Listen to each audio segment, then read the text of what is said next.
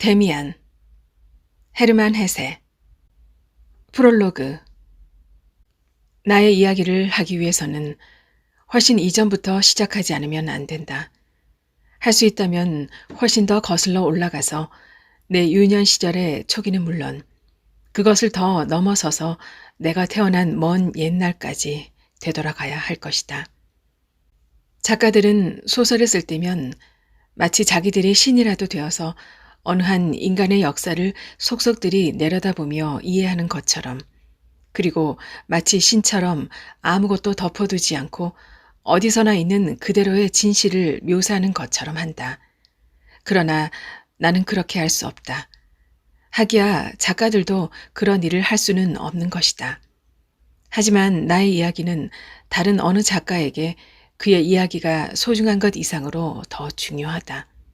왜냐하면 그것은 나 자신의 이야기이기 때문이다.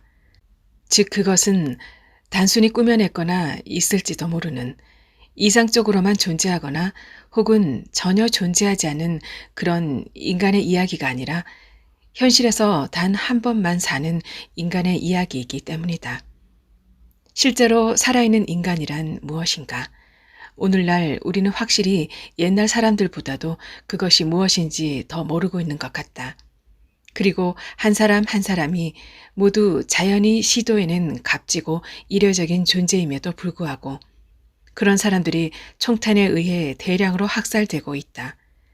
만약 우리가 이례적인 인간 이상이 아니라면, 그리고 우리들 각자를 총알 한 방으로 이 세상에서 완전히 제거해 버릴 수 있다면 이런 이야기를 쓴다는 것은 더 이상 아무런 의미가 없을 것이다.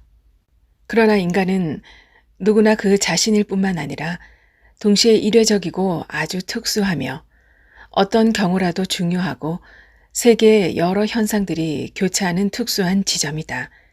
그것은 꼭 한 번뿐이며 다시는 되풀이되지 않는다. 그러므로 모든 인간의 이야기는 중요하고 영원하고 신성하며, 그렇기 때문에 모든 인간은 그가 어떡하든 살고 있고 자연의 의지에 순응하는 한 경이롭고 주목할 만한 가치가 있는 존재이다. 모든 인간 안에서 정신은 형상을 이루어 나타났고 모든 인간 안에서 피조물은 괴로워하고 구세주는 십자가에 못 박히고 있다. 오늘날 인간이 무엇인지를 아는 사람은 드물다. 많은 사람들은 그것을 느끼고 있으며 그 때문에 보다 편안하게 죽어간다. 마치 내가 이 이야기를 다 끝내고 나면 좀 더 가벼운 마음으로 죽을 수 있으리라는 것과 마찬가지로. 나는 나 자신을 감히 지식인이라고 부를 수는 없다. 나는 구도자였고 지금도 그렇다. 그러나 나는 더 이상 별들이나 책 속에서 찾지 않고 나의 내면에서 피가 속삭이는 것에 귀를 기울이기 시작하고 있다.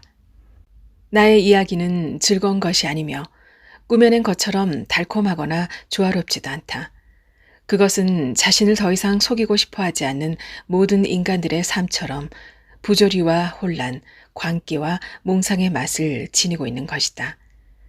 모든 인간의 삶은 자기 자신으로 향하는 길이고 하나의 길을 가는 시도이며 하나의 작은 여정을 암시하는 것이다. 일찍이 어느 인간도 자기 자신이 되어본 적은 없다. 그러나 각기 인간은 자기 자신이 되려고 어떤 사람은 우둔하게, 어떤 사람은 명료하게 각자 자신이 할 수 있는 만큼은 노력한다. 인간은 모두가 자기 탄생의 잔재인 원시세계의 점액과 알껍데기를 죽을 때까지 짊어지고 가고 있다.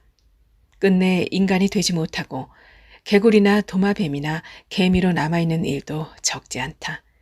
상체는 인간인데 하체는 물고기로 남아있는 사람들도 있다. 그러나 모든 인간은 인간이 되라고 자연이 낳아준 존재이다. 그리고 모든 인간의 혈통은 동일하다. 바로 어머니다. 우리는 모두가 동일한 시면에서 나왔다. 그러나 시면으로부터 나온 하나의 시도이며 하나의 투척인 각자의 인간은 자기 자신의 목표를 향해서 노력한다. 우리는 서로를 이해할 수 있다. 그러나 사람은 각자 자기 자신만을 설명할 수 있을 뿐이다. 1. 2개, 3개. 나는 내가 10살 때, 그러니까 우리가 살던 조그만 도시에 있는 라틴어 학교에 다니던 시절부터 내 이야기를 시작하려고 한다. 그 시절의 많은 것들이 나에게 향기를 풍겨오고 마음속에는 슬픔과 기분 좋은 전율이 나를 흔들어 놓는다. 어두운 골목길과 밝은 집들과 탑들, 시계가 울리는 소리와 사람들의 얼굴, 아늑함과 따스한 위안이 넘치는 방들, 비밀과 유령에 대한 깊은 두려움으로 가득 찼던 방들이 그렇다. 따뜻한 구석의 냄새가 나고 토끼와 하녀의 냄새, 집안의 상비약과 말린 과일의 냄새도 난다. 그곳에는 2개, 3개가 뒤섞여 있었다. 2개의 극에서 낮과 밤이 찾아왔다. 하나의 세계는 아버지의 집이었다. 그러나 그 세계는 아주 좁은 영역으로 사실 그 안에는 나의 부모님만이 용납되어 있었다. 이 세계는 나도 대부분 잘 알고 있었고 아버지와 어머니, 사랑과 엄격함, 모범과 교육이라고 불리는 세계였다. 부드러운 광채와 명료함과 청결이 이 세계에 속해 있었다. 그곳에는 부드럽고 정다운 이야기와 깨끗이 씻은 손, 청결한 옷가지와 훌륭한 예의 범절이 깃들어 있었다. 그곳에서는 아침에 찬미의 합창이 울려 퍼지고 성탄절 파티가 열렸다. 이 세계에는 미래로 통하는 똑바른 선과 길이 있었다. 의무와 죄, 양심의 가책과 속죄, 용서와 선의, 애정과 존경, 성서의 말씀과 지혜가 있었다. 밝고 순수하고 아름답고 질서 있는 생활을 하려면 이 세계에 머물러 있어야만 했다. 그런데 또 하나의 다른 세계가 우리 집 한가운데에 이미 시작되고 있었다. 그것은 완전히 다른 것이었으며 다른 냄새를 풍겼고 다른 말투를 사용하며 다른 약속을 하고 다른 요구를 하고 있었다. 이 2번째 세계에는 하녀들과 직공들, 유령 이야기와 추문이 있었다. 거기에는 무시무시하고 유혹적이며 두렵고 수수께끼 같은 일들, 도살장이나 감옥, 주정뱅이들과 말다툼을 벌이는 여자들, 새끼를 낳는 암소와 거꾸러진 말들이 있었고 강도와 살인, 자살에 관한 이야기들이 있었다. 이 모든 아름답고도 무서우며 거칠고 잔인한 일들이 주위에서 바로 이웃 골목과 이웃집에서도 일어났다. 경관들과 불량배들이 쫓고 쫓기며 달려갔고 주정뱅이들은 자기 여편네들을 때렸고 저녁이면 처녀들이 무리지어 공장에서 몰려나왔으며 노파들은 사람들에게서 마술을 걸어 병들게 할 수도 있었고 도적들은 숲속에 살고 있었고 불을 지른 방화자들은 무장 경찰관들에게 체포되었다. 가는 곳마다 이 극렬한 2번째 세계는 넘쳐나면서 냄새를 풍겼다. 어머니와 아버지가 계신 우리 집의 방들을 제외하고는 어디에나 넘쳐났다. 그것은 참으로 다행스러운 일이었다. 여기 우리 집에는 평화와 질서와 평온함이 있다는 것, 그리고 의무와 편안한 양심과 용서와 사랑이 있다는 것은 놀라운 일이었다. 그런가 하면 또 다른 여러 가지 일들, 소란스러운 것, 황홀하고 어둡고 폭력적인 일들이 깔려 있었지만 거기에서 한 걸음에 뛰어 어머니 품으로 달아날 수 있다는 것도 놀라운 일이었다. 그런데 무엇보다도 이상한 것은 이 2 세계가 서로 가까이 이웃해 있고 그토록 가까이 맞붙어 있다는 사실이었다. 예를 들면 우리 집 하녀 리나는 저녁 기도를 올릴 때 거실의 문가에 앉아 깨끗이 씻은 손을 빳빳하게 다림질한 앞치마 위에 단정하게 올려놓고 맑은 목소리로 우리와 함께 노래를 불렀다. 그럴 때면 틀림없이 아버지와 어머니의 세계에 속해 있었으며 우리들 속에 밝고 올바른 세계에 속해 있었다. 그러나 바로 그 후에 부엌이나 장작을 쌓아놓는 헛간에서 나에게 머리 없는 사나이들에 대한 이야기를 들려줄 때나 혹은 푸죽간에서 이웃집 여인들과 말다툼을 할 때면 그녀는 전혀 다른 사람이 되어 있었고 다른 세계에 속해 있었으며 비밀에 둘러싸여 있었다. 모든 일이 그러했고 나 자신의 경우에는 더욱 그러했다. 확실히 나는 밝고 올바른 세계에 속해 있었으며 내 부모님의 아들이었다. 그러나 눈과 귀를 어느 쪽으로 돌려도 도처에 다른 것이 있었다. 그리고 나는 다른 세계에도 살고 있었다.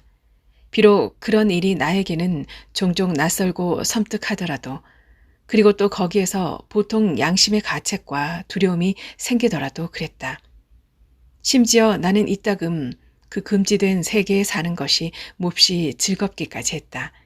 그리고 종종 밝은 세계로 돌아오는 것이 어쩔 수 없고 또 좋은 일임에도 불구하고 마치 덜 아름답고 보다 지루하고 무미건조한 세계로 되돌아오는 것과 같았다.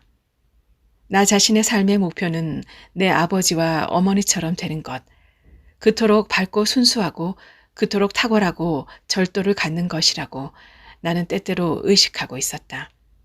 하지만 거기에 이르는 길은 멀었다. 거기까지 가려면 학교를 다니면서 공부를 하고 시험을 치르지 않으면 안 되었다. 그런데 길은 언제나 다른 어두운 세계의 옆을 지나쳐 가거나 그 한가운데를 통해서 갔으므로 그 세계에서 걸음을 멈추고 그 속에 가라앉아 버릴 수도 있는 일이었다. 그러한 운명에 떨어져 버린 타락한 아들들에 관한 이야기가 있었다. 그 이야기를 나는 열심히 읽었다. 거기에서는 아버지와 선한 것의 품으로 되돌아가는 일이 언제나 구원이며 대견스러운 일이었다. 나는 오직 이것만이 올바르고 선하며 바람직한 일이라고 단연코 느끼고 있었다. 그러면서도 악한들과 타락한 자들 사이에서 전개되는 대목이 훨씬 더 내 마음을 유혹했다. 더 솔직하게 말해도 좋다면 방탕한 자가 참회하고 다시 올바른 길을 찾게 된다는 것이 내심 아주 유감스럽다는 생각이 들 때도 있었다. 하지만 그런 점은 말하지도 않았고 생각하지도 않으려고 했다. 어쨌든 그런 일은 단지 하나의 예감이자 가능성으로서 감정의 맨 밑바닥에 깔려 있을 뿐이었다. 나는 악마를 상상할 때면 그것이 변장을 했건 정체를 드러냈건 간에 저 아래에 있는 거리나 시장 바닥이나 혹은 어느 주막집에 있을 거라고 생각하지 결코 우리 집에 있을 거라고는 생각할 수 없었다. 나의 누이들도 역시 밝은 세계에 속해 있었다. 나는 누이들이 근본적으로 나의 아버지와 어머니 쪽에 훨씬 더 가깝고 더 착하고 몸가짐도 더 좋고 결점도 나보다 훨씬 적다고 생각하고 있었다. 누이들도 결점과 나쁜 버릇을 가지고 있었지만 그것이 깊이 뿌리 박혀 있는 것 같지는 않았다. 누이들은 악한 것과의 접촉이 매우 힘들고 고통스러우며 어두운 세계가 훨씬 가까운 곳에 있었던 내 경우와는 달랐던 것이다. 누이들은 부모님과 똑같이 소중히 아낌을 받고 존경받을 자격이 있었다. 누이들과 싸운 뒤에 나 자신의 양심에 비추어 보면 언제나 내가 나빴고 싸움을 건 쪽이었기 때문에 용서를 빌어야 하는 처지였다. 왜냐하면 누이들을 모욕하는 것은 내 부모님을 선한 것과 계율을 모욕하는 것이었기 때문이었다. 나는 누이들과 함께 나눌 수 없어도 더없이 불량한 거리의 악동들과는 나눌 수 있는 비밀이 있었다. 양심이 올바로 있는 밝은 날이면 누이들과 함께 논일 수 있는 것, 함께 착하고 얌전하게 지내는 것, 그리고 선하고 고상한 빛 속에 있는 자기 자신을 바라보는 것은 때때로 흐뭇한 일이었다. 천사일 때에는 그렇게 하지 않으면 안 되었다. 이것이 우리가 알고 있는 최고의 것이며 밝은 음향과 성탄절 같은 향기와 행복에 감싸여 있는 천사가 된다는 것은 달콤하고 경이로운 일이라고 우리는 생각했다. 아, 그러나 그런 시간과 그런 날이 오기란 얼마나 드물었던가. 때때로 나는 놀고 있을 때 허락된 장난을 천진스럽고 허물없이 하다가 누이들에게는 감당이 안 되는 열정과 격한 감정에 사로잡혀 싸움을 하고 불행을 자초하곤 했다. 그리고 그때 나는 분노에 사로잡히게 되면 닥치는 대로 마구 행동하고 말하곤 했는데 그러는 중에도 그것이 무모한 짓이라는 것을 나는 마음속 깊이 절실하게 느끼곤 했다. 그러고 나면 후회와 회한에 초라하고 어두운 몇 시간이 그리고 용서를 빌어야 하는 고통스러운 순간이 찾아왔다. 그런 일이 지나고 나면 다시 밝은 세계의 빛이, 갈등이 없는 고요하고 고마운 행복의 몇 시간 또는 몇 순간이 다시 찾아왔다. 나는 라틴어 학교에 다니고 있었다. 시장의 아들과 살림 감독의 아들이 나와 같은 반이었는데 가끔 나와 어울렸다. 거친 소년들이었지만 선량하고 허락된 세계에 속해 있는 아이들이었다. 그런데도 불구하고 나는 우리가 늘 멸시하고 있던 초등학교 학생인 이웃 아이들과 가까운 관계를 맺고 있었다. 그들 중 하나이와 나의 이야기를 시작해야겠다. 수업이 없던 어느 날 오후, 내가 막 10살이 넘었을 무렵이었다. 나는 이웃에 사는 두 아이와 어울려 어슬렁거리고 있었다. 그때 몸집이 더 큰 아이 하나가 다가왔다. 나이가 13살 정도로 보이는 힘세고 거친 소년이었다. 재단사 집의 초등학생 아들이었다. 그의 아버지는 술주정뱅이였고 가족들도 모두 평판이 좋지 않았다. 이 프란츠 크로머를 나는 잘 알고 있었고 그를 두려워하고 있었다. 그래서 지금 그 애가 우리들 사이에 끼어드는 것이 꺼림칙했다. 그는 벌써부터 어른처럼 행동하고 있었고 젊은 공장 직공들의 걸음거리며 말투를 흉내내고 있었다. 그의 지휘에 따라 우리는 다리 옆을 지나 강 기슭으로 내려가 아치형으로 굽은 다리의 첫 번째 기둥 밑으로 몸을 숨겼다. 아치형의 교각과 천천히 흐르는 물줄기 사이의 좁은 강기슭에는 쓰레기, 유리조각, 엉키고 녹이 쓴 철사줄 뭉치, 그리고 그 밖에 허섭 쓰레기들이 널려 있었다. 그런 것들 사이에서 이따금 쓸만한 것들도 발견되었다. 우리들은 프란츠 크로모의 지휘 아래 그 일대를 샅샅이 뒤지며 돌아다니다가 발견한 것이 있으면 그에게 가져다 보여주어야 했다. 그러면 그는 그것을 받아서 자기 호주머니에 집어넣거나 물속으로 내팽개치곤 했다. 그는 나비나 노쇠나 주석으로 된 것이 없는지 조심해서 찾아보라고 우리에게 명령했다. 그는 그런 것들을 모두 제 호주머니 속에 집어넣었고 뿔로 만든 낡은 빗도 넣었다. 나는 그 아이와 한패가 된 것이 무척 마음에 걸렸다. 만약에 아버지가 이 사실을 아신다면 분명 교제를 금하시리라는 것을 알고 있었기 때문이 아니라 내가 프란츠를 두려워하고 있었기 때문이었다. 나는 그가 나를 받아주고 다른 아이들과 똑같이 취급해 주는 것이 기쁘기도 했다. 그가 명령하면 우리는 복종했다. 내가 그와 함께 어울린 것은 이번이 처음이었지만 그것은 마치 오래전부터 내려온 버릇인 듯했다. 마침내 우리는 땅바닥에 앉았다. 프란츠는 물속에 침을 뱉었고 그런 모습은 마치 어른처럼 보였다. 그는 이빨 사이로 침을 쏘아서 아무 곳에나 원하는 곳에 맞췄다. 이야기가 시작되었다.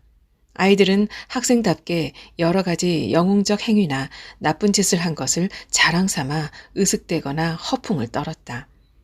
나는 잠자코 있었지만 바로 그렇게 침묵하고 있는 것이 눈에 띄게 되어 크로머의 분노를 사지 않을까 겁이 났다. 나의 두 친구는 처음부터 나에게서 떨어져 아예 그에게 달라붙었다. 나는 그들 사이에서 이방인이었고 내 옷차림이나 태도가 그들의 반감을 사고 있음을 느끼고 있었다. 라틴어 학교 학생인 데다가 상류층 가정의 아들인 나를 프란츠가 좋아할 리가 없었다. 그리고 다른 두 친구들도 그것이 문제가 될 경우에는 나를 등지고 내가 공경에 처해도 내버려 두리라는 것도 나는 충분히 느끼고 있었다. 마침내 나는 불안한 나머지 이야기를 하기 시작했다. 나는 거창한 도적대의 이야기를 꾸며내어 스스로 나 자신을 그 이야기의 영웅으로 만들었다.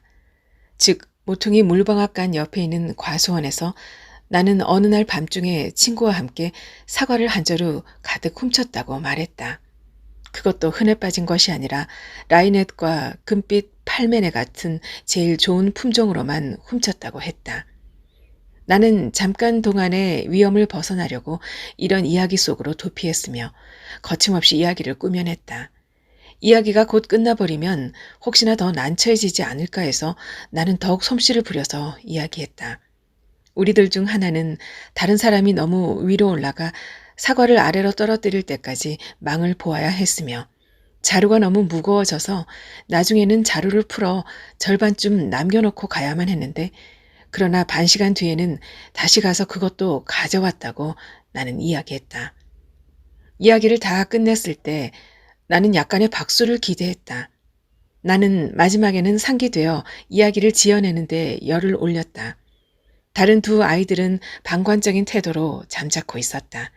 그러나 프란츠 크러머는 눈을 반쯤 내리깔고 나를 뚫어져라 쳐다보면서 위협적인 목소리로 물었다. 그게 정말이냐? 정말이야. 내가 말했다. 그러니까 그게 사실이고 정말이란 말이지? 그럼 사실이고 정말이야. 나는 지지 않고 대답했지만 속으로는 불안해서 숨이 막힐 것 같았다. 맹세할 수 있니? 나는 몹시 놀랐지만 곧 그렇다고 말했다. 그럼 말해. 하나님께 맹세한다고. 나는 말했다. 하나님께 맹세해. 그래, 좋아. 이렇게 말하고 그는 몸을 돌렸다. 나는 이것으로 됐다고 생각했다. 그리고 조금 뒤에 그가 일어나서 집으로 돌아가려고 했을 때 나는 기뻤다. 다리에 도착하자 나는 이제 집으로 가야 한다고 머뭇거리며 말했다. 그렇게 서둘 건 없어. 이렇게 말하며 프란츠는 웃었다. 우리는 가는 길이 같으니까. 그는 빈들거리며 천천히 앞으로 걸어갔다. 나는 감히 도망칠 수도 없었다. 그런데 그는 정말로 우리 집 쪽을 향해서 걸어가고 있었다. 이윽고 우리 집에 이르러 대문이 보이고 두툼한 노쇠 손잡이와 창문에 비친 해와 어머니 방의 커튼이 보였을 때 나는 깊은 안도의 숨을 내쉬었다. 아, 집으로 돌아왔다. 아, 집으로, 밝은 곳으로, 평화 속으로 돌아온다는 것은 좋고 고마운 일이구나. 내가 재빨리 문을 열고 집 안으로 뛰어들어가 문을 닫으려고 할 때 프란츠 크러머도 문을 밀고 들어왔다. 안마당 쪽에서만 햇빛이 들어오는 자갈이 덮인 차갑고 음산한 복도에서 그는 내 옆에 다가서더니 내 팔을 붙들고 낮은 목소리로 말했다. 너 그렇게 서둘 건 없잖아. 나는 깜짝 놀라서 그를 바라보았다. 그는 무쇠처럼 단단하게 내 팔을 붙들고 있었다. 나는 그가 무슨 생각을 하고 있는지 혹시 나를 괴롭히려는 것이 아닌지 곰곰이 생각해 보았다. 만약 지금 내가 소리를 지르면 격렬하게 큰 소리를 지르면 위에서 누군가가 나를 구해주려고 급히 달려올 수 있을지를 생각했다. 그러나 나는 그렇게 할 것을 단념했다. 왜 그러니? 어쩌겠다는 거야? 내가 물었다. 별거 아니야. 그냥 너한테 물어봐야 할 게 있을 뿐이야. 다른 사람들이 들을 필요는 없으니까. 그래, 좋아. 무슨 이야기를 더 하라는 거야? 나는 올라가 봐야 해. 알겠어? 넌 알고 있잖아. 프란츠는 나직한 목소리로 말했다. 방앗간 옆 과수원이 누구네 것인지를. 아니, 몰라. 난 방앗간 집 것이라고 생각하는데. 프란츠가 한 팔로 내 몸을 휘감아 바싹 끌어당겼기 때문에 나는 바로 코앞에서 그의 얼굴을 들여다볼 수밖에 없었다. 그는 심술궂은 눈으로 아기에 찬 웃음을 지었고 그의 얼굴에는 잔인함과 힘이 넘치고 있었다. 그래? 이봐, 그 과수원이 누구네 건지 가르쳐주지. 나는 사과를 도둑맞고 있다는 것을 오래전부터 알고 있었단 말이야. 그리고 훔쳐간 놈이 누군지 말해주면 이 마르크를 주겠다고 과수원 주인이 말한 것도 알고 있지. 맙소사. 나는 소리쳤다. 하지만 넌 설마 주인에게는 아무 말도 않겠지? 그의 양심의 호소에도 아무 소용이 없으리라는 느낌이 들었다. 그는 다른 세계에 사는 인간이며 배반이란 그에게는 아무런 죄악도 되지 않았다. 나는 그 점을 분명히 느꼈다. 이런 일에 있어서는 다른 세계에서 온 인간들은 우리와는 같지 않은 것이다. 아무 말도 말라고? 크로머는 웃었다. 이봐, 넌 내가 이 마르크짜리 동전 정도는 직접 만들어낼 수 있는 화폐 위조자라도 되는 줄 아냐? 난 가난뱅이란 말이야. 너같이 돈 많은 아버지도 없으니까 이 마르크를 벌 수 있으면 벌어야 한다고. 혹시 그 집 주인은 더 줄지도 모르지. 그는 갑자기 나를 다시 놓아주었다. 우리 집 현관은 더 이상 평화와 안정의 냄새를 풍기지 않았고 나를 감싸고 있는 세계는 무너져 버렸다. 그는 나를 일러 바칠 것이다. 내가 죄를 지은 놈이라고 사람들이 아버지에게 말할 것이고 어쩌면 경찰이 올지도 모른다. 온갖 혼란스러운 공포가 나를 위협했다. 온갖 싫고 위험한 일들이 내게 닥쳐오고 있었다. 내가 전혀 훔친 일이 없다는 것은 문제가 되지 않았다. 나는 맹세까지 한 것이다. 맙소사, 맙소사. 눈물이 솟아올랐다. 그에게 대가를 치르고서 나를 구해내야 한다는 느낌이 들어서 나는 절망적으로 호주머니를 모조리 뒤져보았다. 사과도 없고 호주머니 칼도 없었다. 가진 것이라곤 정말 아무것도 없었다. 그때 문득 내 시계가 생각났다. 낡은 은시계였다. 움직이고 있는 시계가 아니었으므로 나는 그냥 가지고 다니는 것이었다. 그것은 우리 할머니 때부터 전해 내려온 것이었다. 재빨리 나는 시계를 끄집어냈다. 크로머! 나는 말했다. 들어봐. 나를 일러 바치면 안 돼. 그래서 좋을 게 뭐니? 내 시계를 줄게. 자, 봐라. 미안하지만 이것밖에 가진 게 없어. 이거 가져도 돼. 은으로 만든 건데 아주 고급이야. 단지 흠이 하나 있는데 고치면 될 거야. 그는 싱긋 웃고는 커다란 손으로 시계를 받아 쥐었다. 나는 그 손을 쳐다보았다. 그리고 그 손이 얼마나 거칠고 내게 깊은 적개심을 품고 있으며 내 생활과 평화를 파괴하려 하고 있는지를 느낄 수 있었다. 그건 은으로 만든 거야. 나는 수줍어하며 말했다. 빌어먹을 이따위 은이나 낡아 빠진 시계가 무슨 소용이야? 그는 몹시 경멸하는 투로 말했다. 너나 고쳐서 가져. 하지만 프란츠. 나는 그가 달아나 버리지 않을까 두려워 벌벌 떨면서 소리쳐 말했다. 잠깐만 기다려. 이 시계를 받아줘. 이건 진짜 은으로 만든 거야. 진짜란 말이야. 다른 건 가진 게 없어. 그는 멸시하듯이 쌀쌀하게 나를 바라보았다.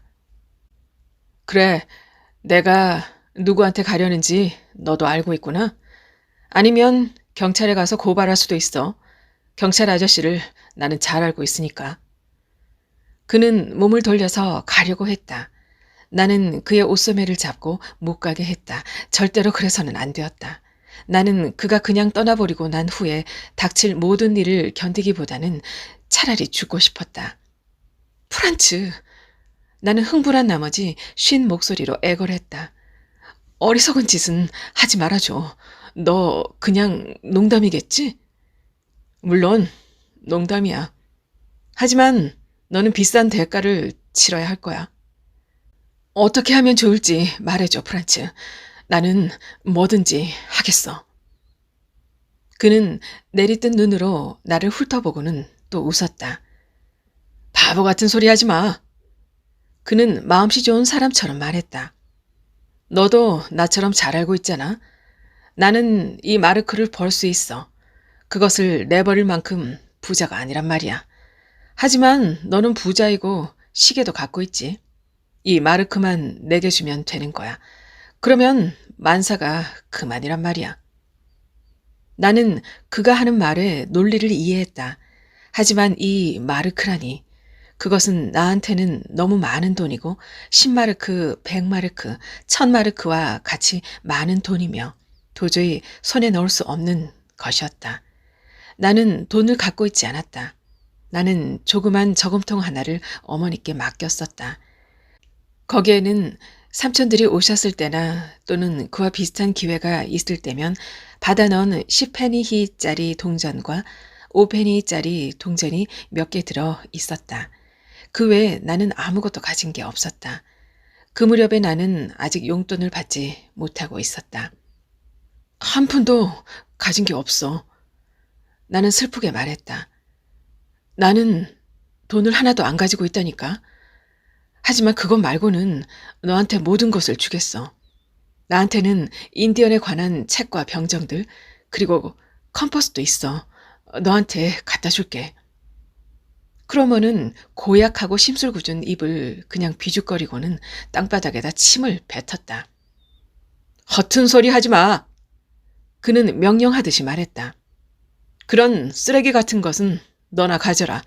컴퍼스라고? 더 이상 나를 화나게 하지 말고 돈을 내놔. 하지만 난 아무것도 없는걸. 돈은 전혀 구할 수가 없어. 정말 어쩔 도리가 없는 일이야. 그럼 너 내일 이 마르크를 가져와. 방과 후에 아래 시장에서 기다리고 있을 테니까. 그거면 돼. 만약 돈을 안 갖고 오면 너 어떻게 되나 두고 보자. 알겠어. 그렇지만 어디서 그런 돈을 구하란 말이니? 맙소사, 한 푼도 없는데. 너희 집에는 돈이 얼마든지 있어. 그건 내가 알아서 할 일이야. 그럼 내일 방과 후다. 그리고 말해두는데 만약에 내일 너 안 가져오면 그는 무서운 눈초리를 내 눈 속에 쏟아붓고는 한 번 더 침을 뱉더니 그림자처럼 사라져버렸다. 나는 집으로 올라갈 수가 없었다. 내 생활은 파괴되어 버렸다. 이대로 도망쳐서 영영 돌아오지 말까 아니면 물에 빠져 죽어버릴까 생각했다. 그러나 이런 일도 머리에 뚜렷하게 부각되지는 않았다. 나는 어둠 속에서 현관의 층계 맨 아래 계단에 걸터 앉아 불행한 생각에 잠겨 있었다. 장작을 가지러 광주리를 들고 내려오던 리나가 내가 울고 있는 모습을 보았다. 나는 그녀에게 위에 가서 아무 말도 하지 말라고 간청하고 위로 올라갔다. 유리문 옆에 있는 옷걸이에 아버지의 모자와 어머니의 양산이 걸려 있었다. 이런 모든 물건들을 보니 나의 집이라는 느낌과 애정이 밀려왔다. 나는 버림받은 아들이 그리운 옛 고향 집 방들의 모습과 그 향기를 대하듯이 하소연하고 감사하는 마음으로 그것들에게 인사했다. 그러나 그 모든 것이 이제는 나의 것이 아닌 듯한 생각이 들었다. 그것들은 모두 밝은 아버지와 어머니의 세계였다. 나는 죄를 가득 지은 채 낯선 흐름 속에 깊이 잠겨 모험과 죄에 휩싸이고 적에게 협박을 받고 위험과 불안 그리고 치욕을 기다리고 있었다. 모자와 양산, 훌륭하고 오래된 자갈로 깐 바닥, 현관의 옷장 위에 걸려있는 커다란 그림, 그리고 집안의 거실에서 들려오는 내 누이들의 말소리.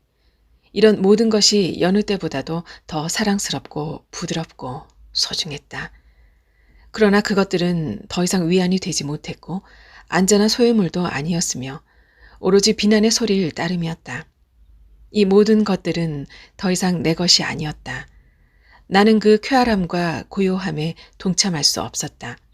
나는 발에 오물을 묻히고 들어왔는데 그것을 매트에 아무리 문질러도 닦이지 않았다. 나는 우리 집의 세계가 전혀 알지 못하는 그림자를 끌고 온 것이다. 이미 나는 얼마나 많은 비밀과 얼마나 많은 불안을 간직하고 있었던가. 하지만 그것은 오늘 내가 이 집으로 가져온 것에 비한다면 모두가 장난이고 농담에 불과했다. 운명이 내 뒤를 쫓아와서 나를 향해 두 손을 뻗치고 있었다.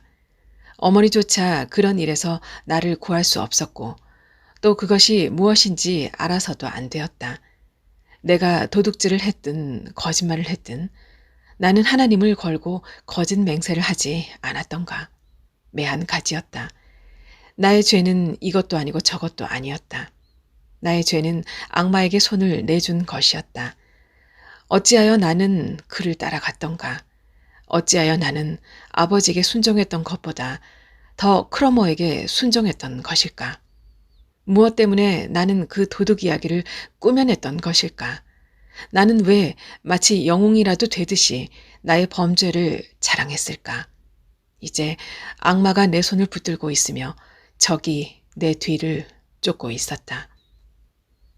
잠시 동안 나는 내일에 대한 공포가 아니라 내가 가는 길이 이제부터 점점 더 아래로 내려가 암흑에 이르고 있다는 무서운 확신을 강하게 느끼고 있었다. 나는 내가 저지른 잘못에서 새로운 잘못이 잇따라 일어나게 되리라고 분명히 느꼈다.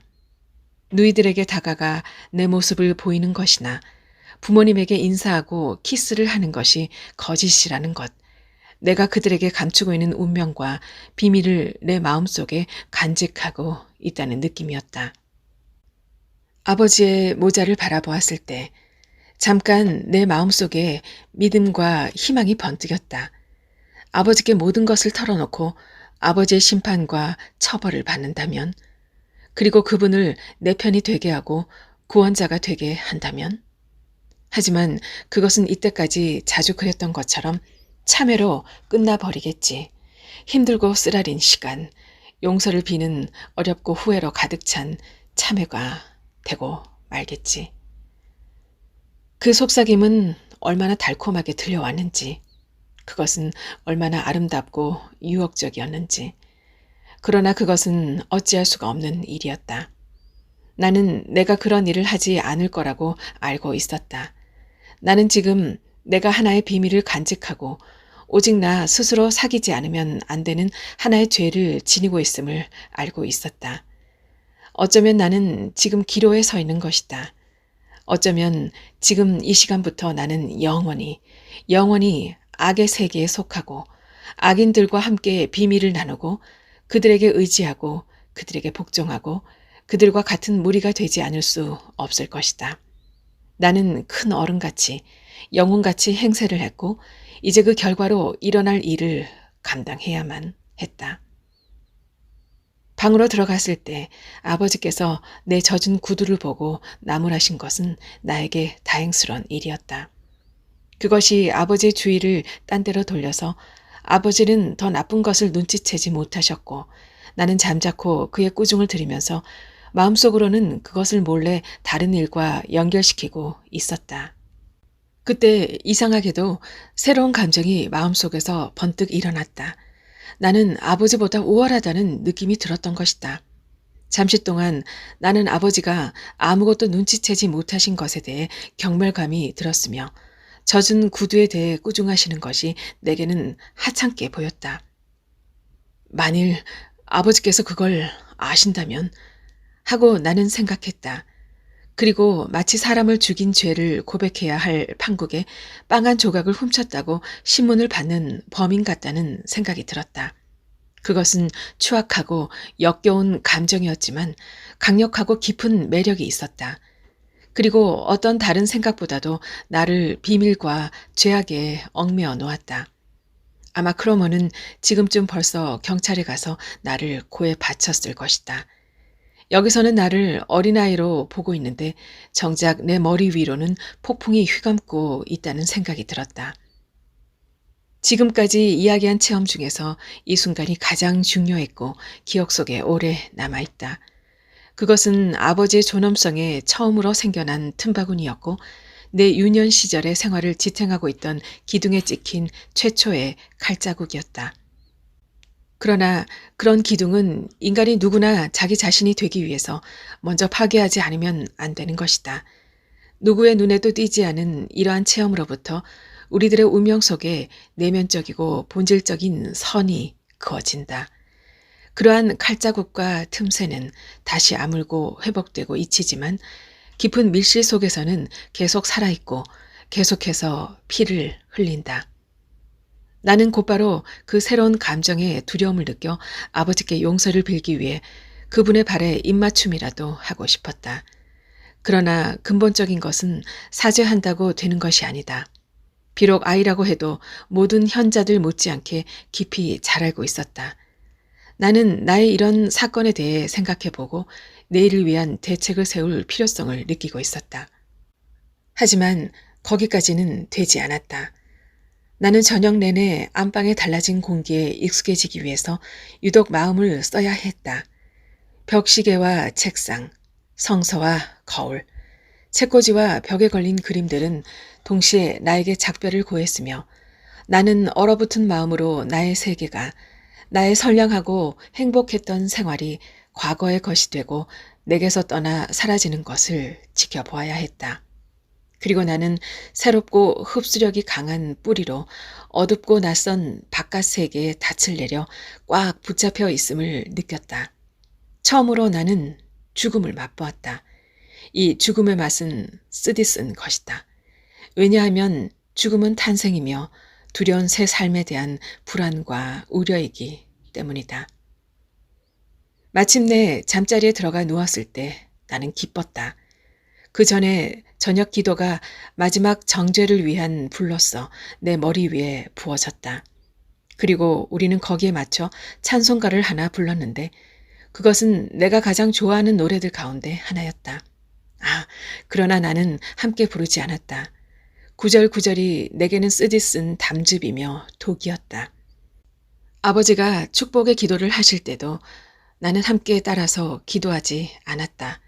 그리고 아버지가 우리 모두와 함께 계시옵소서 라고 끝을 맺었을 때 철렁하는 충동이 나를 우리 가족과 멀리 떼어놓고 말았다. 신의 은총은 그들 모두와 함께 있었지만 나와 함께 있지는 않았다. 냉랭하고도 깊은 피로를 느끼면서 나는 내 방으로 갔다. 잠자리에 한참 동안 누워있으니까 따뜻함과 안정감이 부드럽게 나를 감쌌다. 내 마음은 불안 속에서 다시 한번 헤매다 돌아왔고 지나간 일에 대해 불안에 떨면서 떠돌고 있었다. 어머니는 언제나처럼 잘 자라고 말해주셨다. 어머니 발소리의 여우는 아직도 방 안에 남아있었고 손에 쥔 촛불의 빛이 아직도 문틈으로 새어 들어왔다. 이제 하고 나는 생각했다. 이제 어머니는 다시 돌아오실 것이다. 어머니는 느끼셨을 거다. 나에게 키스를 하면서 물어보실 거다. 다정하게 약속을 하면서 물어보실 거다. 그러면 나는 울음을 터뜨릴 수 있을 거고 목구멍에 맺혀있던 돌덩이가 녹아내려 어머니를 껴안고 고백하리라. 그렇게 되면 만사가 제대로 풀리고 나는 구원을 받을 것이다. 문틈이 이미 깜깜해진 다음에도 나는 한동안 귀를 기울이면서 그래야만 된다, 그래야만 된다고 생각했다. 그 다음에 나는 다시 낮에 있던 일들로 생각이 돌아왔고 내 적의 눈을 들여다보았다. 그의 모습이 뚜렷하게 보였다. 그는 한쪽 눈을 가늘게 뜨고 입술에는 거친 웃음을 짓고 있었다. 내가 그를 바라보면서 피할 수 없다고 되씹고 있는 동안에 그는 점점 더 커지고 더 보기 흉하게 되었으며 그의 심술궂은 눈은 악마처럼 번뜩이고 있었다. 그 녀석은 내가 잠들 때까지 내 곁에 바짝 붙어 있었다. 하지만 나는 그에 대해서나 오늘 있었던 일에 대한 꿈은 꾸지 않았으며 오히려 우리들이 즉 부모님과 누이들 그리고 내가 보트를 타는 휴일의 평화와 광명이 우리를 감싸고 있는 꿈을 꾸었다. 밤중에 나는 잠이 깼는데 행복했던 그 꿈의 뒷맛을 아직도 느꼈으며 누이들이 입은 하얀 여름 옷들이 햇빛을 받아 반짝거리던 것이 아직도 보였다. 그러나 벼랑간 나는 낙원에서 현실로 되돌아와 사악한 눈을 한 그 원수와 다시 마주했다. 다음날 아침 어머니가 급히 들어오셔서 이미 늦었는데 왜 내가 아직도 자리에 누워 있느냐고 큰 소리로 불렀을 때 나의 안색은 핏기가 없었다. 그리고 어디 아프냐고 어머니가 물으셨을 때 나는 구토를 했다. 그 때문에 나는 얼마간 덕을 보았다. 조금 앓은 덕분에 카밀레 차를 마시면서 그냥 누워있을 수 있는 것과 옆방에서 어머니가 무엇을 치우고 있는 소리와 바깥쪽 현관에서 고기 장수를 맞이하여 흥정하는 소리에 귀를 기울이고 있는 것이 아주 재미있었다. 학교에 가지 않은 오전은 뭔가 황홀한 동화의 세계 같았다. 햇빛은 즐겁게 방 속에 스며들었지만 학교의 초록색 커튼에 가려진 햇빛과 같지는 않았다. 그러나 그것도 오늘은 아무런 흥미조차 없었으며 박자가 어긋난 울림을 갖고 있었다. 그래, 내가 이대로 죽어버린다면. 그러나 나는 이때까지 가끔 그랬듯이 조금 기분이 좋지 않을 뿐이었다. 이 정도 아픈 것으로는 아무것도 안 되었다. 그것은 비록 내가 학교에 가지 않아도 되는 이유는 되겠지만 11시에 장터에서 나를 기다리고 있을 크로머에게서 결코 나를 보호해 주지는 못했다. 그리고 어머니의 다정함도 이번 일에는 아무런 위안이 되지 않았고 오히려 성가시고 괴로울 뿐이었다. 나는 곧 다시 잠든 척하고 생각에 잠겼다. 아무것도 도움이 되지 않았다. 11시에는 장터로 나가야 했다. 그래서 나는 10시에 가만히 자리에서 일어나 몸이 다시 조금 나아졌다고 말했다. 이런 경우에는 보통 그렇듯이 다시 자리에 가서 눕든지 아니면 오후에 학교에 가지 않으면 안 되었다. 나는 학교에 가고 싶다고 말했다. 나는 한 가지 계획을 세우고 있었던 것이다. 돈 없이 크로머에게 갈 수 없었다. 나는 할 수 없이 내 작은 저금통에 손을 대야 했다. 그 속에 있는 돈으로는 충분하지도 않고 도저히 감당도 안 되리라는 것을 나는 알고 있었다. 그래도 약간은 들어 있었다. 그리고 아무것도 없는 것보다는 약간이라도 있는 것이 더 나으며 크로머를 달래두어야 한다는 것을 육감으로 깨닫고 있었다. 나는 양말을 신은 채로 어머니 방으로 살그머니 들어가 책상 위에 있는 내 작은 저금통을 들고 나왔다. 그때 기분이 좋지는 않았다. 그래도 어제처럼 기분이 나쁜 것은 아니었다. 가슴이 뛰어 숨이 막힐 듯 했다. 비로소 아래 계단에서 살펴보다가 그 저금통이 열쇠로 잠겨있는 것을 알았을 때 나는 기분이 더 나아지지 않았다. 하지만 그것을 열기는 아주 쉬웠다. 가느다란 양철쇠를 깨뜨리면 되는 것이었다. 그러나 깨뜨렸을 때 나는 고통스러웠다. 나는 이것으로 처음 도둑질을 한 것이었다. 여태까지는 고작 사탕이나 과일을 몰래 가져다 먹은 정도였다. 그런데 비록 나의 돈이라고 해도 이것은 훔친 것이었다. 나는 다시금 크로머와 그의 세계로 한 걸음 다가간 느낌이 들었다. 한 걸음씩 타락의 길을 걷는 것을 느꼈을 때 저항도 해보았다. 만약에 악마가 나를 잡아간다 해도 이제는 더 이상 돌아갈 길이 없었다. 나는 불안해하면서 돈을 세어보았다. 저금통 안에 있을 때는 많이 든 것 같이 소리가 나더니 막상 끄집어내어 세어보니 얼마 되지 않았다. 65페니 뿐이었다. 나는 저금통을 아래층 현관에다 감춰두고서 돈을 손에 움켜쥐고 집을 나왔다. 이전에 이 문을 나오던 때와는 다른 기분이었다. 위층에서 누군가가 나를 부르고 있는 것 같아서 나는 바쁘게 도망쳤다. 아직 시간은 넉넉했다. 나는 일부러 지름길을 돌아 모습이 다른 거리의 작은 골목길을 통해서 처음 보는 듯한 구름 밑을 남몰래 걸었다. 내가 지나가는 집집마다 나를 힐끗힐끗 보고 사람들은 내게 의욕을 품고 있는 것 같이 보였다. 언젠가 한 학교 친구가 가축시장에서 1탈레르의 돈을 주었던 일이 문득 생각났다. 나는 나에게도 기적이 일어나서 그런 발견을 하게 해달라고 신에게 기도라도 하고 싶었다. 그러나 나에게는 더 이상 기도를 올릴 권리마저도 없었다. 기도를 하더라도 저금통이 다시 온전해지지는 못할 것이다. 프란츠 크로머는 멀리서 내가 오는 것을 바라보았다. 그는 아주 천천히 나에게로 다가오면서 나를 모르는 척하는 태도였다. 그는 나에게 가까이 오자 따라오라고 명령하듯 눈을 끔뻑하더니 다시 뒤돌아보지 않고 슈트로 골목으로 내려가서 작은 다리를 건너 아무 일도 없다는 듯이 계속 걸어갔다. 마을 어귀에 마지막 집들이 있는 곳을 지나 신축 가옥들이 있는 곳에서 그는 멈춰 섰다. 거기에는 일하고 있는 사람도 없고 문도 창문도 없이 벽만 앙상하게 서 있었다. 크로머는 주위를 둘러보고는 문을 통해 안으로 들어갔고 나는 그의 뒤를 따라갔다. 그는 벽 뒤로 가서 눈짓으로 나를 옆으로 부르며 손을 내밀었다. 가지고 왔어? 그는 냉정하게 물었다. 나는 호주머니에서 움켜쥐고 있던 손을 꺼내 그가 펴둔 손에 돈을 쏟아 놓았다. 마지막 5페니짜리에 짤랑하는 소리가 사라지기도 전에 그는 이미 돈을 다 세었다. 이건 65페니이잖아. 그는 이렇게 말하고는 나를 쳐다보았다. 그래. 나는 겁을 집어먹은 채로 대답했다. 내가 갖고 있는 건 그게 전부야. 너무 적다는 것도 나도 알아. 하지만 그게 전부야. 이젠 없어. 나는 내가 꽤 똑똑한 놈이라고 생각했는데. 그는 거의 온건한 말투로 나무랐다. 명예를 존중하는 사나이들끼리는 질서가 없으면 안 돼. 부당한 것을 내게서 빼앗으려는 것이 아니야. 너도 알고 있지?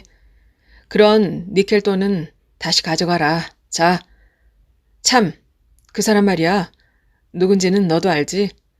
그 사람은 내게서 돈을 깎으려는 짓은 하지 않을 거야. 꼭 제값대로 지불해 줄 거야. 그렇지만 내게는 이것밖에는 없는 걸 어떡해.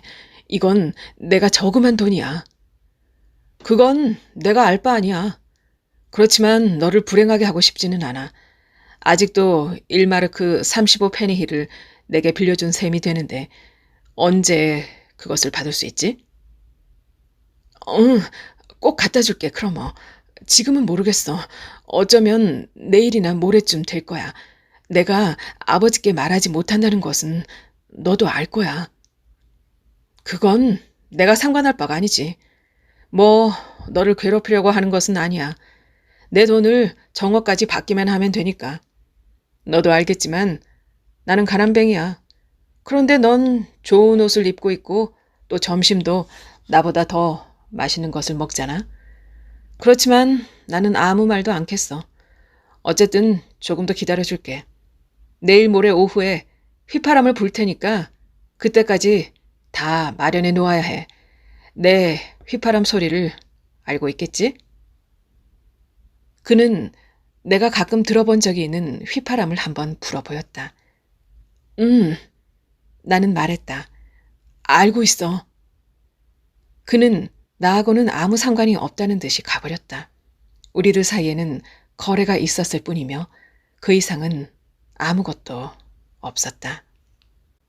만약 지금이라도 갑자기 크로머가 휘파람을 분다면 나는 깜짝 놀랄 것이다. 그 후로 나는 가끔 그 휘파람 소리를 들었으며 언제나 그 소리가 들리는 것 같았다. 어디에 있건 또 무슨 놀이, 무슨 일, 무슨 생각을 하건 나를 구속하고 이제 내 운명이 되어버린 그 휘파람 소리는 계속해서 들리는 것 같았다. 온화한 가을날 오후가 되면 이따금 나는 내가 가장 좋아하는 우리 집의 조그마한 꽃밭에 나와 있었다. 그럴 때면 나는 지나간 시절에 했던 소년놀이를 다시 해보고 싶은 이상한 충동을 느꼈다. 나는 나보다도 더 어리고 착하고 자유롭고 순진하고 잘 보호받고 있는 소년 노릇을 했다. 하지만 그런 가운데서도 언제나 예측한 대로 어디선가 크로머의 휘파람 소리가 들려와 나를 놀라게 하면서 내 어린 시절 추억의 실마리를 끊어버리고 모든 공상을 파괴하곤 했다. 그러면 나는 밖으로 나가야만 했고 나를 괴롭히는 그 애를 따라 더럽고 추악한 장소로 가야 했으며 그에게 변명을 하고 돈을 재촉받지 않으면 안 되었다. 그런 일은 아마 몇 주 동안 계속되었는데 나에게는 마치 영원히 계속되는 것 같았다. 가끔은 리나가 시장 바구니를 요리대 위에 그냥 놓아두었을 때 그 안에서 훔친 5페니히나 1그로센을 갖고 나가기도 했다. 그때마다 나는 크로머에게 욕을 먹고 멸시를 당했다. 그러나 나야말로 그를 속이고 당연히 주어야 할 것을 주지 않고 있었으며 그에게서 도둑질을 하고 그를 불행하게 만들고 있었던 것이다. 내 평생 동안 수난이 그렇게 내 가슴 속에 맺힌 적이 없었고 이보다 더 큰 절망, 이보다 더 큰 예속을 느껴본 적이 없었다. 나는 빈 저금통에 놀이용 딱지를 채워서 제자리에 갖다 놓았다. 이에 대해 물어보는 사람은 아무도 없었다. 하지만 어느 때고 발각될 수 있는 일이었다. 하물며 어머니가 조용히 내게 다가오실 때면 나는 크로머의 거친 휘파람 소리보다도 어머니를 더 두려워하곤 했다. 저금통에 관한 것을 물어보려고 하시는 것은 아닐까 하고. 몇 번이나 내가 돈을 지참하지 않고 그 악마 녀석에게 가자. 그는 다른 방법으로 나를 괴롭히고 이용하기 시작했다. 나는 그를 위해서 일해야 했다. 그는 자기 아버지의 심부름을 가야 했는데 내가 대신 그 심부름을 가게 했다. 아니면 다른 어려운 일을 시키거나 10분 동안 한쪽 발로 뛰도록 하거나 지나가는 행인의 윗옷에 종이 조각을 갖다 붙이거나 하는 장난을 시켰다. 나는 며칠 밤 동안 꿈속에서도 이런 괴롭힘을 당했으며 가위에 눌려 땀을 흘리며 누워 있었다. 얼마 동안 나는 알았다. 자주 토하고 오한으로 몸을 떨었다. 밤에 잘 때는 땀을 흘리고 신혈이 났다. 어머니께서는 무슨 탈이 난 거라고 느끼시고는 나에게 많은 관심을 쏟아부으셨지만 나는 신이로서 어머니께 보답할 수가 없었으므로 고통스러웠다. 한 번은 저녁에 내가 이미 잠자리에 들었을 때 어머니가 초콜릿을 한 개 갖다 주셨다. 그것은 내가 얌전하게 굴면 잠이 잘 들도록 가끔 달콤한 것을 받곤 하던 어린 날의 일을 생각나게 했다. 지금도 어머니는 거기에 서서 나에게 초콜릿 한 개를 내미셨다. 나는 몹시 슬펐지만 머리를 내저었을 뿐이었다. 어머니는 어디가 아프냐고 물으시면서 내 머리를 쓰다듬으셨다. 나는 그냥 아니야, 아니야. 아무것도 먹기 싫어. 하고 내뱉었다. 어머니는 초콜릿을 내 머리맡 탁자 위에 놓고 나가셨다. 다음 날 어머니가 그 일에 대해 물으려고 하셨을 때 나는 아무것도 기억하지 못한다는 듯이 행동했다. 한 번은 어머니가 나를 위해 의사를 불러오셨는데 그는 나를 진찰해 보더니 아침에 냉수마찰을 하라고 처방해 주었다. 그 당시 나의 상태는 일종의 정신착란이라고도 할 수 있었다. 우리 집에 질서 있고 평화로운 생활 속에서 나는 유령처럼 겁을 먹고 괴로워하면서 살아갔으며 다른 사람들의 생활에 참여하지도 못하면서 한시도 나 자신을 잊지 않고 있었다. 이따금 역정을 내며 내게 말을 시켰던 아버지께도 나는 마음을 닫고 차갑게 대했을 뿐이었다.